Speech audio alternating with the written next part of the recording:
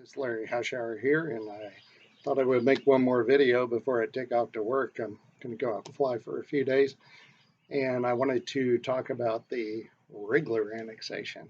This is something that I've stayed kind of low key on because I live next to Windy Ridge Park, and the Rigler property is back behind my development, so I've kind of avoided taking any specific stand on that annexation. But there was a time when I was on the council that we actually went to the property owner and we tried to buy that property. It's about 25 acres, 24 plus acres that sits on the western edge of town off of Prospect Road. And the intent was to buy it under the county zoning, which is agricultural, and bring it into town and then have access to Windy Ridge Park.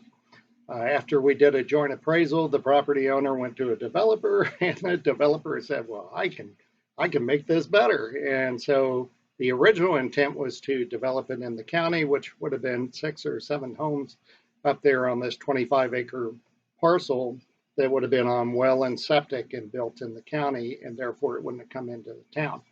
But I suspect they had some issues with developing it that way, so they came back to the town, and this was right after I had been removed from office or decided not to run again in May. And at that point, they came to the town and said, "We'd like to be annexed in under low density residential, but low density is R2, which is one house on every half acre." And therefore, they were able to up that number of the houses that they desired to build up there to 30 plus houses. They are kind of bound by what they can do because for every, according to our APFO, for every 100 residents they bring in, they actually have to provide 3 additional acres of open space. But regardless of what happens, and this is another reason why I have not, really chosen a side on this issue, is the council will be making the vote on this. I don't have a vote on it. The council does, the 5 council members. But I have to deal with the aftermath of whatever occurs. And that's where I'm going to come into play.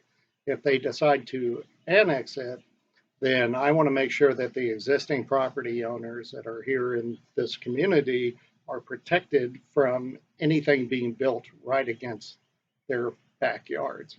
Because I know the terrain back there is challenging, and therefore I want to make sure the existing residents are taken care of. If it doesn't get annexed, then it will be developed within the county.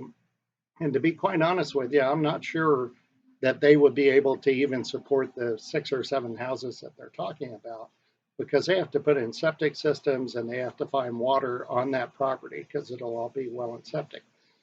Regardless of what happens, if it gets annexed or if it doesn't, then as mayor, what I intend to do is make sure that we reach back over to the property owners and we say, okay, if you're building in the county, we'd still like to be able to access Windy Ridge Park and get back into Windy Ridge Park. Now they may tell us, well, listen, you wouldn't annex us, so forget you, and that's fine. But as mayor, I intend to go up there and push that issue and see if we can get access into Windy Ridge Park.